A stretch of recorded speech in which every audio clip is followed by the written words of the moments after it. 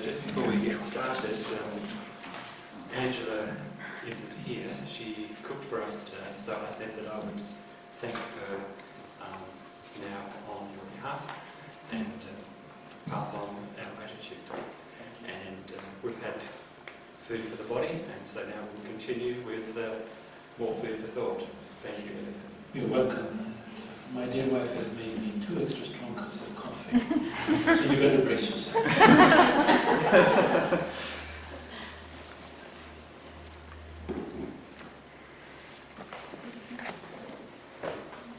Nobody needs coffee.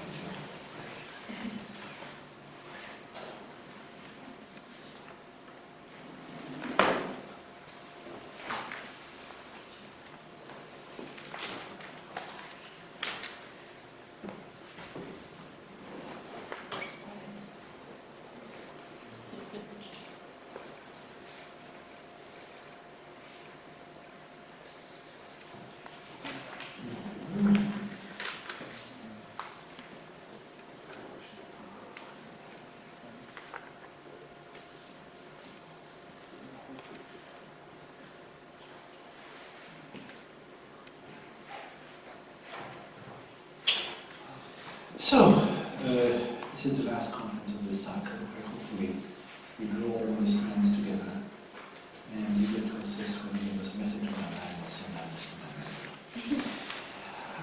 method. I was going to do a preliminary recapitulation now, but I think it is preferable to defer it somewhat and do it in a couple of minutes after I have presented one last distinction I would like to make, which is actually very difficult to make without some of the work we've done over this weekend. And it's a distinction I have never heard clearly made by any Buddhist speaker. It's a distinction between life and consciousness. If you cannot make this distinction, you are unable to specify the boundary of consciousness. And if you're unable to specify the boundary of consciousness, where consciousness starts in evolution, where it stops, then it becomes extremely difficult to distinguish life and consciousness, and to distinguish what is, after all, a biological phenomenon, life, from something which is not a biological phenomenon, as we have established consciousness. For instance, both plants and chimps are alive, it's clear. But chimps are conscious, plants, certainly from our standpoint, are not. So, what would life be? I start with the traditional presentation, the biological presentation, which I won't insist upon because I think it's frankly insufficient. Biologically, life is basically an electrochemical event. Life can be said to occur, or a cell can be said to be living, when you have a boundary, the cell's membrane. You have a difference of potential, in other words, an electrical difference between the outside and the inside of the cell boundary due to the exchange of potassium and sodium ions. This is the traditional definition of life. A living cell is a cell or an entity which has such a boundary. This boundary is semi-permeable, and control of the flux of potassium and sodium ions is what basically enables a difference of potential to arise in life to occur. Now this definition is very limiting, because for instance it does nothing to explain whether viruses are living or not. Viruses will be considered as occasionally alive from the inside of the cell and occasionally dead. When we come to prions, which are even more primitive than viruses, again this definition, this electrochemical definition, fails us. Then there's a much more general presentation which draws on the work of one of my namesakes, Professor Ilia Durovic, in thermodynamics. And you'll never guess thermodynamics has any relation with biology, but it does. Thermodynamics is the study of the exchange of heat. And it is perhaps the most fundamental discipline in physics. We've spoken over the last 2 days of the vagaries of various physical theories, how the special theory of relativity disagrees with quantum mechanics, and reciprocally. The 3 laws of thermodynamics are universally valid. It's actually thermodynamics which establishes the irreversibility of time. And especially the second law of thermodynamics you may have heard about is one of the most fundamental laws in physics, verified by every physical system. It simply states that a closed system experiences either a steady rate of disorder or an increasing rate of disorder. In other words, it's a law which states that a closed system in which no energy enters will experience either, at best, stability, but generally speaking, decay. Now this sounds trite, but it is perhaps the most fundamental law in physics. Perhaps. And this decay is called entropy. It's a degree of disorder of a system. So to put it a little bit more formally, the entropy of a closed system is an increasing function of time. It increases over time. This means that a closed system can never see its degree of order increase. It's impossible. Whether you tested this 1 billion years ago or 1 billion years in the future, this is not possible.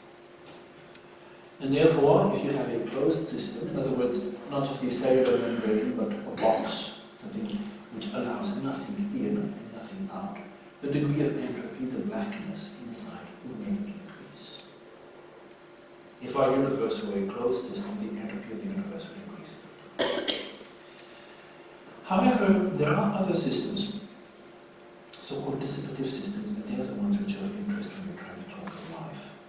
These are systems which allow energy to penetrate them and increase their degree of order in dependence on this energy. All life is an instance of a dissipative system. Now, if you take a crystal, I don't know if you've ever in chemistry class tried to make crystals. You take a solution of salt, or a lot of salts, and you saturate it, basically. And then, whatever you drop inside basically triggers a crystallization process. If you drop, say, a grain of ice, you find that the salt starts aggregating around this very regularly.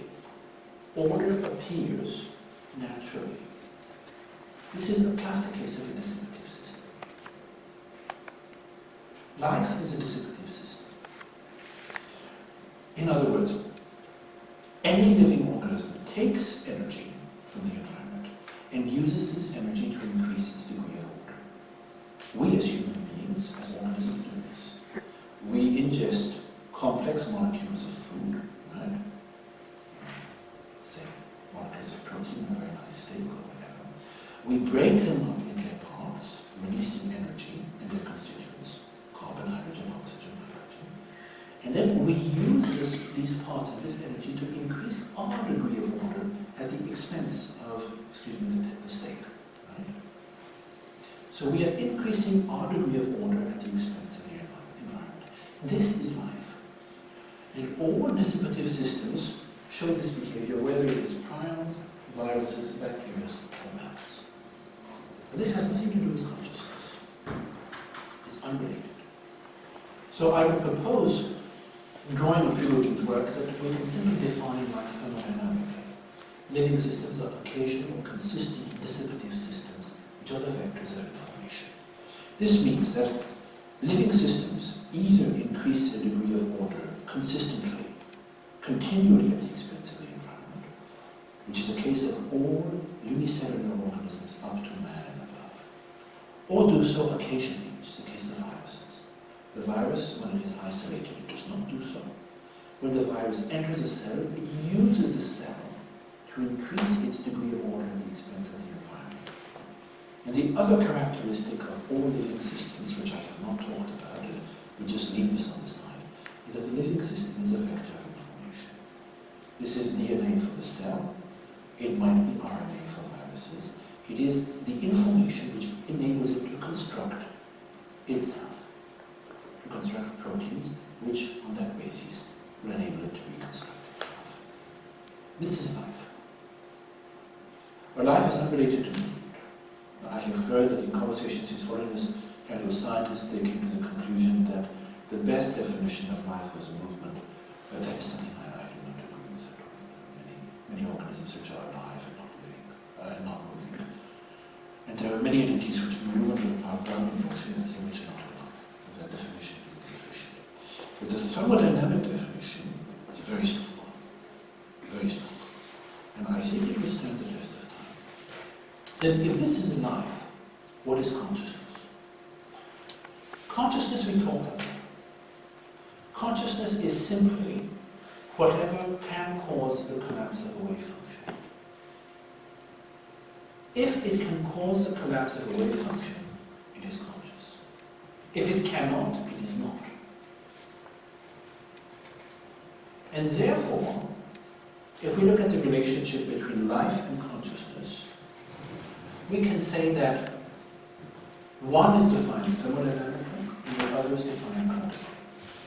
So living systems, which we said are potentially dissipative systems, they can be dissipative, they do not have to be, as with viruses, include plants, viruses, prions, human beings, turtles, whatever. In every single case, they increase their degree of order at the expense of the environment. Conscious entities cause a reduction, or it's technically called the state vector, it's the wave function. I've used the old terminology from the 1930s, because that's what everyone uses in philosophy, but nowadays one doesn't speak of a wave function, but a state vector. Conscious entities can cause the collapse of the wave function. Then, the intersection of living systems and conscious entities are living beings which are conscious, like us. Human beings, mammals, and so forth. But living beings which are not conscious show the thermodynamic behavior we mentioned. They are potentially dissipative systems, but they are not conscious. And we have a lot of beings which are conscious but have no bodies, such as spirits, viral beings, and so forth. They are conscious because they can cause the collapse of the wave function. But they are not living. They are not living because they do not increase the degree of order at the expense of the environment. So I think this distinction is a very powerful one. The distinction between living beings and conscious beings. In one case, living beings are defined thermodynamically, and in the other case, conscious beings are defined quantically in terms of the collapse of the wave function. Then if we look at Buddhist philosophy in this light, I think it is very helpful. So, this is the last difficult bit. I tried not to inflict them to you in the afternoons, but that's how it seems to happen. The time has now come for a synthesis, and as you can see in this drawing, the emperor is naked. The emperor here, obviously, is the dominant materialistic paradigm.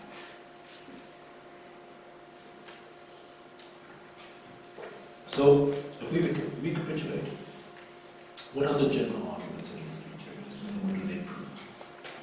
Personal experience of consciousness. It doesn't prove anything, but it's a very powerful argument intuitively. I think every single one of us experiences this. Then in biology, the presence of altruism and empathy in non-genetically related populations, where there's really no rationale anymore for altruism and empathy. In genetically related populations, you can say that if you sacrifice yourself for another, well, after all, perhaps some of your genes are transmitted. But in primates, let's say primate groups in which the genetic relation is very low, it's far from clear who benefits. Then there's no rationale for altruism and empathy. Developmental psychology, as we mentioned this morning, the evidence of pre-verbal and learned ethics, and linguistics, the poverty of stimulus argument. In other words, the various arguments we covered yesterday morning and evening. In every single case, there's no mechanism and no rationale provided by materialist theories. A materialist account of consciousness, which says consciousness is a byproduct of the brain, provides no mechanism for the private experience of consciousness, altruism, pre-verbal ethics, and poverty of stimulus argument, and provides no rationality.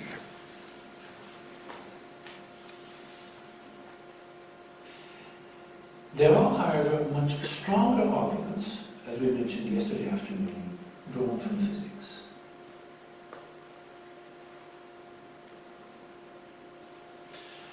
We pointed out that in von Neumann's reading of quantum mechanics, the observer of subatomic phenomena who causes the collapse of the wave function, or the reduction of the state vector, must be non-material. It's non-optional. Then this would imply that the mind is non-material. We also pointed out, in the light of Bell's theories and its repeated violations, which are being confirmed pretty much, if not day by day, month by month, that locality is not temporal. And more recent analyses of the paradoxes which ensue in Gröblacher's work indicate that realism is not temporal. In this case, not only is the mind non-material, but the universe as we know it is either of the nature of the mind or intimately related with the mind. These are the two options we have to take on board at present. How intimately the universe might be related to the mind is unclear. Really, the data coming in indicates it is quite a close relationship. Then we have a third set of data drawn from biology, medicine, and psychiatry, which counters materialism.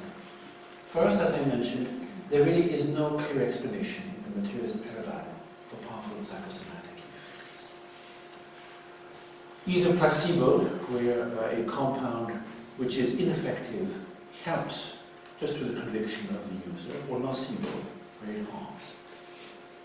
Then, in the case of placebos, there's a modicum of explanation for pain control through the release of opioids. It tends to crumble the moment we deal with more complex psychosomatic effects.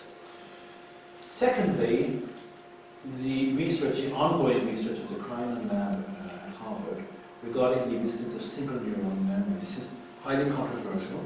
There's strong indications single neuron memories do exist. The question is precisely what sort of coding is used. Thirdly, near-death experiences occurring during cardiac arrest. If they actually do occur during cardiac arrest, this is completely incompatible with the materialist paradigm. There is no mental activity possible once oxygen flow and blood flow to the brain has ceased and there's no electrical activity in the brain. Fourthly, see some 895 verified cases of reincarnation types studied by Stevenson, where we have not just memories of past lives, but these memories were verified independently. And fifthly, the most problematic case for Westerners, the self-described cases of possession, which are very difficult to reduce to dissociative identity disorder. So this is the data drawn from biology, psychiatry, and medicine, which is at odds with the materialist account of the mind as a byproduct of the brain.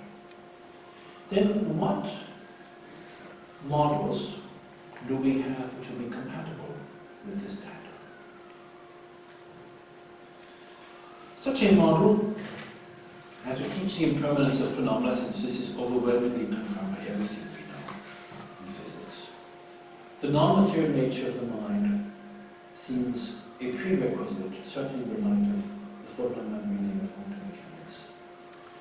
And either pure idealism, in which the exterior world is seen as of the nature of mind, or strong interdependence of mind and matter, seems to be a corollary of the later developments of quantum mechanics, the developments of Bell's theorems, Gröblacher's work, and so forth.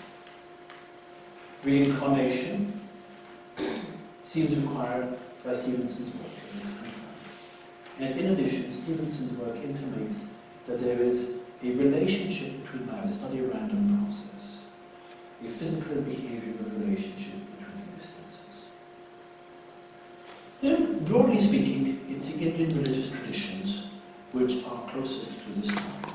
And within the Indian religious traditions, it's really Vedanta for Hinduism and for Buddhism, Chittamatra and Prasamika.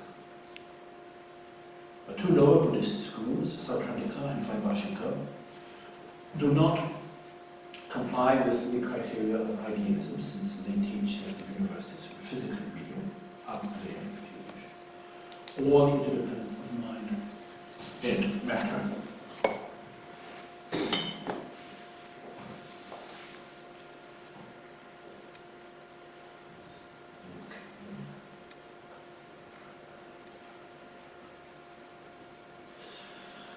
Then, if this is so, what precisely is the Buddhist stance?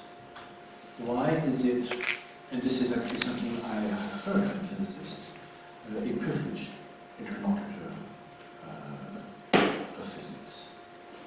A friend of mine, an old friend of mine, is a Christian monk in Switzerland, in Eastern Orthodox monk. And he told me, somewhat peevishly I must say once, the physicists never want to talk to us, they always want to talk to you Buddhists. And I thought this was quite funny. Then I said, well, I'm sure they'll talk to you at some day. What am I supposed to say? Now, the Buddhist method, and this is what makes it particularly appealing to scientists, is empirical. It's based on experience and criticism. And it is interesting in this respect to read the words of a very great Indian historian of philosophy, the author of one of the best histories of Indian philosophy, Krishna. Keep in mind this is a Hindu talking about Buddhism. The revolt of Buddhism and Jainism, even such as it was, forms an era in the history of Indian thought. And this is how Indians see Buddhism.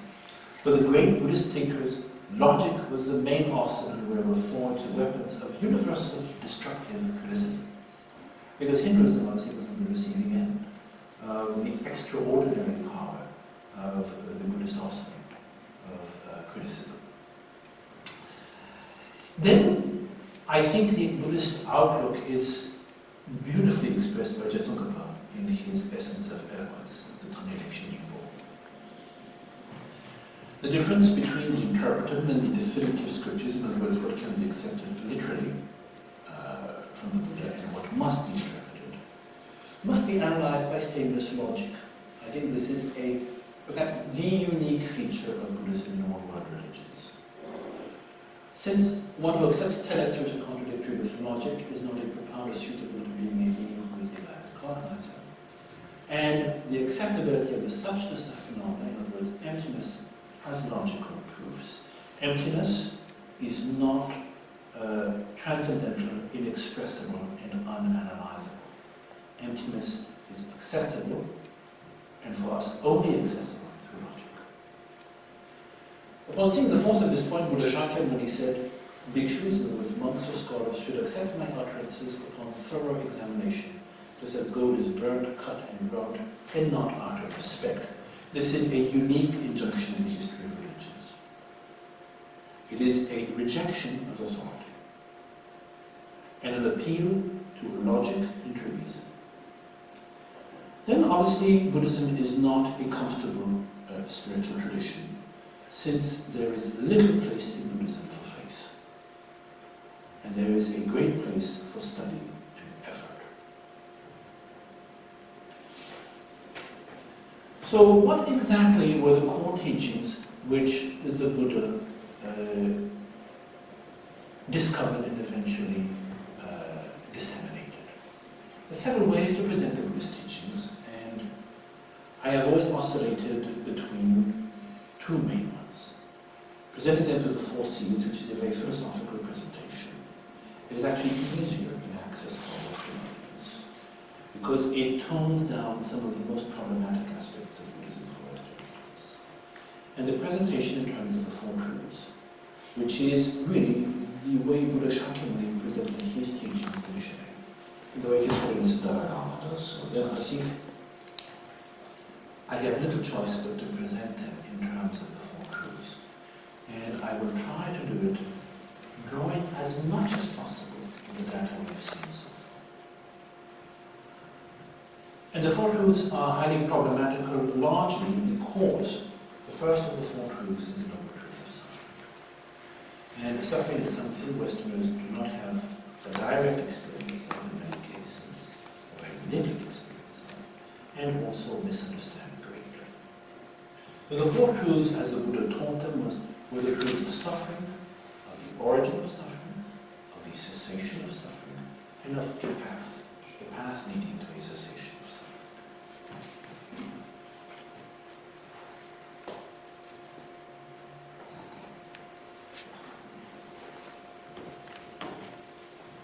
They are subdivided into two.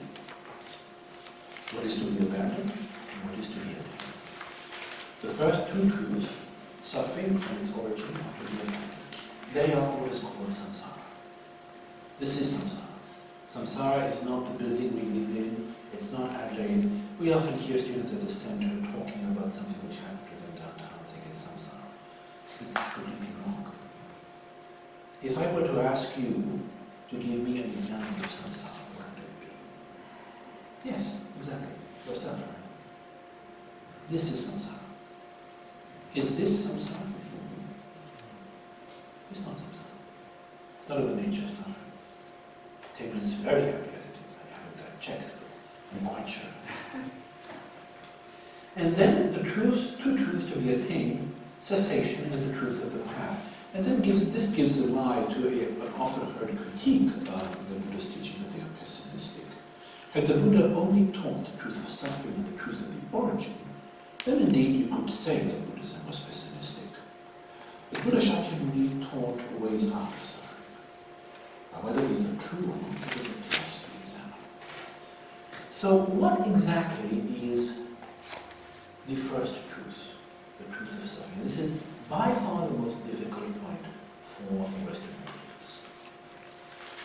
The first truth has four characteristics: impermanence, suffering, emptiness, and selflessness. And I will focus mainly on the two first characteristics: impermanence and suffering.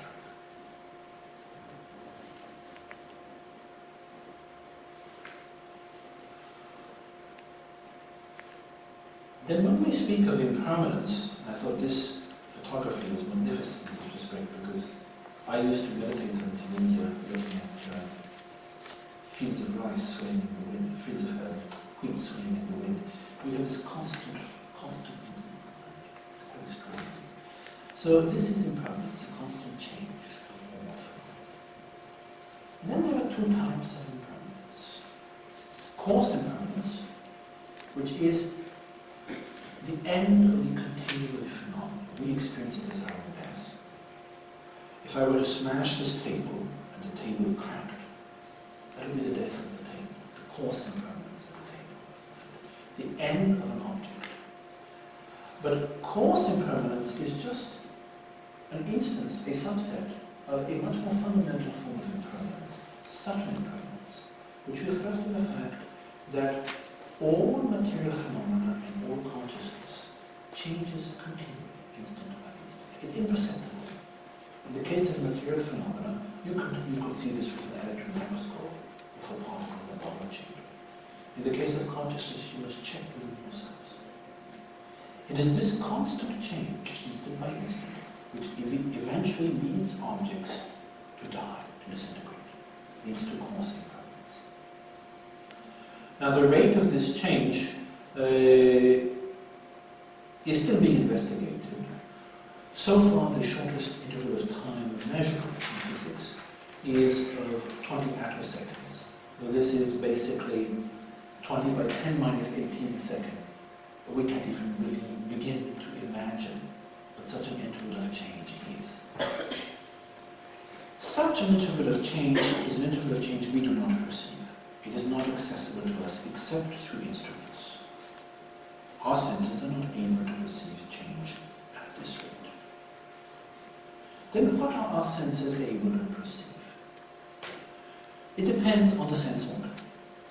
And it is not fully researched, but in the case of the eye sense organ, the visual organ can perceive change at the rate of 20 to 30 milliseconds per event, which is basically not too bad. This is 002 seconds. Events separated by 002 to 003 seconds can be differentiated by the eye. The auditory sense consciousness is by far the most powerful. It can differentiate events separated by 2 to 5 milliseconds.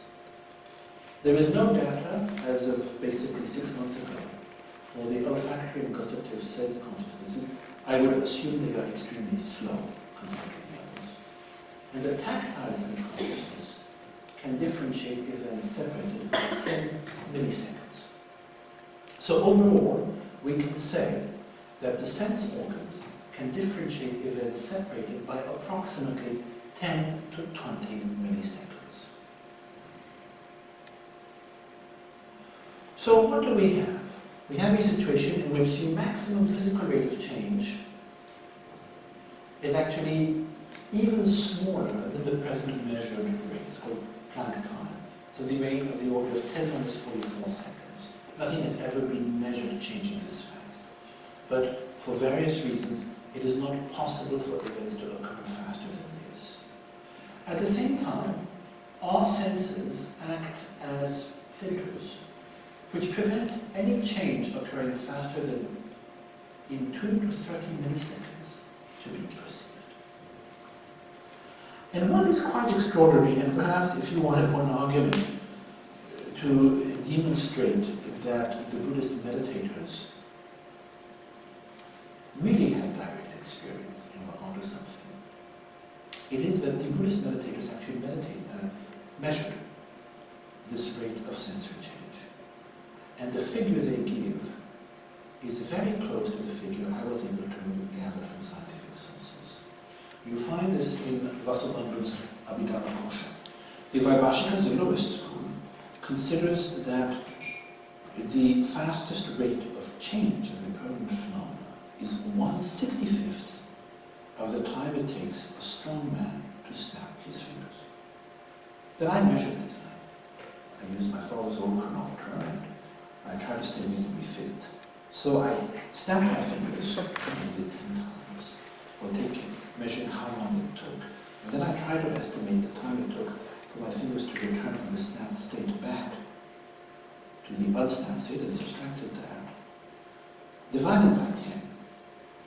And surprise, surprise, I come in just the right ballpark. I am around 5 to 10 milliseconds per finger snap, multiplied by 65. Then, which is fine. Yeah.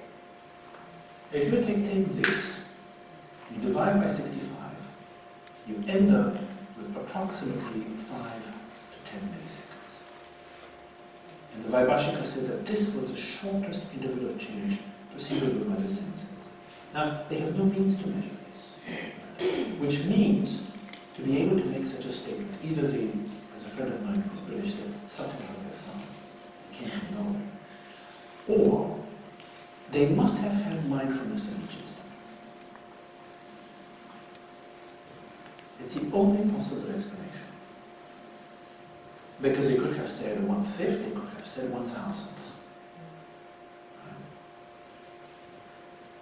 And that is very puzzling. So you see, what I found actually, these are the actual figures, was I could make 31 finger snaps in 10 seconds. 0.31 seconds for a complete snap is return of the fingers. 0.1 seconds for the actual finger snap. 1/65th of 0.1 is 1.5 milliseconds. So you are within, I would say, 8 milliseconds from the largest rate and 0.05 milliseconds from the fastest. It's quite astonishing, isn't it? If you want one reason to become a Buddhist, I think this is a very good one. Because this figure has always bothered me, to be honest with you. Many years ago, I thought, my goodness, this is ridiculous. Right? Everyone knows that there are events which occur much faster than 1/65th of a finger snap. It's tried. Until I realized that this is not what's being talked about. What's being talked about is the rate of perceived change. And then the problem is getting those figures. And they change in function of the sense organ. Right? But not the same for the eye, the ear. You know? And then when I was able to get those rates, I thought, okay, let's try, let's see where we end up. And to my astonishment, we were ditto. And this is quite extraordinary.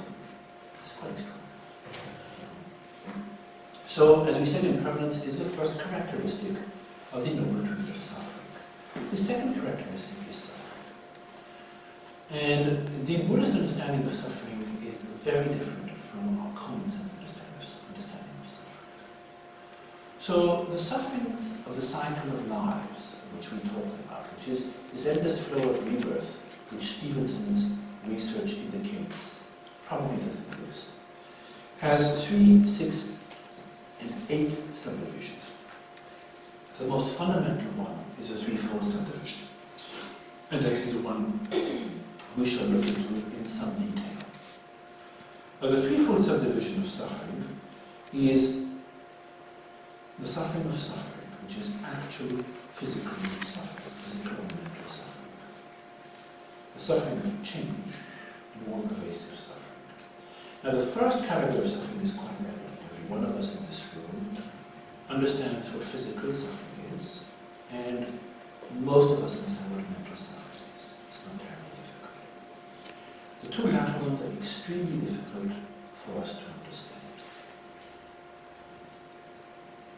So, if we try to understand what the Buddhist sense, the Buddhist vision of suffering is, I think a graph makes this extremely clear. If we plot in abscissa time and an order of the intensity of painful stimuli, either physical or mental, the suffering of suffering refers to an increase in the intensity of painful stimuli. This is what we know as pain, physical or mental. A neutral sensation occurs when approximately the intensity of painful stimuli does not change too much. It's below the threshold of attention. When there is a sharp decrease in the intensity of the painful stimuli, this sharp decrease is experienced as pleasure. This is a suffering of change. Neutral sensation occurs again, there is no big difference, and once again there's an increase in the intensity of the suffering of suffering, which is experienced as suffering. And then a very sharp decrease, which is experienced as pleasure. The faster the decrease, the greater the pleasure. Then I will take a coarse but evident example. All the examples connected to our sphincters are very good examples in this respect. It's the example of urination. As your bladder fills up, you feel progressively more and more discomfortable. And I don't plan on freaking you out, but we have another 2.5 hours to go. So you feel more and more discomfortable. Eventually this impinges on consciousness. You become fretful. The fretfulness increases. This is an increase of the suffering. Eventually it becomes insupportable, doesn't it? And then everyone rushes to the bathroom with little heed for precedence. And when you urinate, you experience a feeling of good pleasure, don't you? It all comes out. And during the process of urination, you feel perfectly happy. Don't you? And then it ends, and you have a neutral sensation. Until the bladder starts filling up again. Now the same thing is true of defecation. And if you forgive me, the same thing is true of sexuality. These are processes of release of fluids. What we call pleasure is merely the cessation of a painful state of affairs. And precisely because we refuse to consider this the cessation of a painful state of affairs, we see it as something endowed with qualities of its own. Then obviously things are a little bit more complex in my chart. So I will show you the next step in complexity, which is when you introduce a pain threshold or a threshold of attention. When you have a pain threshold, anything which is under the threshold of attention basically won't be noticed. So if you're concentrating on the teachings, the need to go outdoors to satisfy the core of nature is there, but it won't be noticed. Right? On the other hand, if, and I'm sure nobody's in this case, you're bored out of your minds, then this need is above the threshold of attention and takes over, doesn't it? So the threshold of attention defines basically how much pain, neutral sensations, and pleasure one experiences. And this explains why, when one engages in satipatthana retreats on mindfulness, the first experience one has in a retreat, as one starts meditating on mindfulness, is an experience of overwhelming pain and irritation, which increases over time. Why? What are you doing in satipatthana? Does anyone know? Well, you're meant to be concentrated, but you're usually not. Sorry? You're meant to be concentrated, but you're usually incapable of concentrating. So What are you doing? focusing on the pain. Yes. The body and the breath Increasing mindfulness, right? of sensation. And you have the 3 or the 4 objects, depending how you count them, right? Now, when you increase mindfulness of the body and of sensation, what happens? Your threshold of attention collapses, right? You become mindful of everything. You are suddenly aware of pain which has been there or not. You will notice the moment you sit, if anyone has done Satipatthana retreats, I don't know if some of you have, the moment you sit and start focusing on your breath, certainly in my case the first experience is itching. You start itching everywhere. And then as it goes on, the itches become insupportable. Then the joints pains start. It's like you have the impression you are sclerotic and rheumatic, you know? And after this it's the back. Then, when you analyze this after the session of meditation, you wonder what exactly was going on. These are not obstacles to meditation. This is actually the revelation of our true condition. Our true condition, if the threshold is lowered, is an overwhelming level of discomfort and pain. And this is why I think, personally, it is perfectly possible, through meditation on satipatthana, to gain realizations, certainly of the first noble truth, the noble truth of suffering. You can understand the suffering of suffering, that's self-evident. But you can also understand the suffering of change, where the reduction in suffering is pleasure. And actually there is no pleasure which is other than a reduction in the level of physical and mental suffering. When you speak of the suffering of change, is what we're speaking about. And obviously there are hierarchies of pleasure, in other words, hierarchies of the suffering of change. We have the coarsest pleasures, which we talked about. Urination and defecation, sexuality, which is related to it's just pleasures of the sphincters, basically. Food. You have higher levels of pleasure, social pleasures. Even higher pleasures, abstract pleasures. And the highest pleasures of all, meditative pleasures. Every single one of them is contaminated because every single one of them is simply due to the reduction in the intensity of a pleasure, of a painful stimuli. The faster the reduction, the greater the pleasure. Now, you might think that this is perhaps my own bias, and this is why I want to quote this passage from Nature Reviews Neuroscience of April 2008. And this is written by a neurobiologist who has no connection or interest in Buddhism whatsoever. Pain and pleasure have historically been considered opposites. This is very much the Western outlook. Emerging evidence from the pain and reward research fields points to extensive similarities in the anatomical substrata of painful and pleasant sensations. That's quite striking. Even anatomically, pain and pleasure are intimately related. Then, I will not speak of the third subdivision of suffering, or pervasive suffering at present, since this is actually the suffering of being in psychic existence, and I'd like to talk of psychic existence in the context of the second noble truth of the origin of suffering. So I mentioned briefly the sixfold division of suffering, which is presented in the London, which certainly for myself is the most powerful for inducing mental transformation. Life in general, psychic existence as a whole, suffer of six faults. Uncertainty, there's no guarantee. Insatiability, it is impossible to ever be satisfied with what is. The fault of dying over and again, and the thought of being conceived over and again.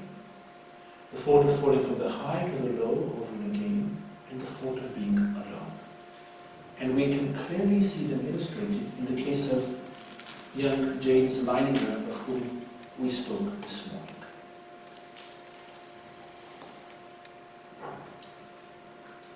He was formerly James Houston Jr., a Corsair test pilot.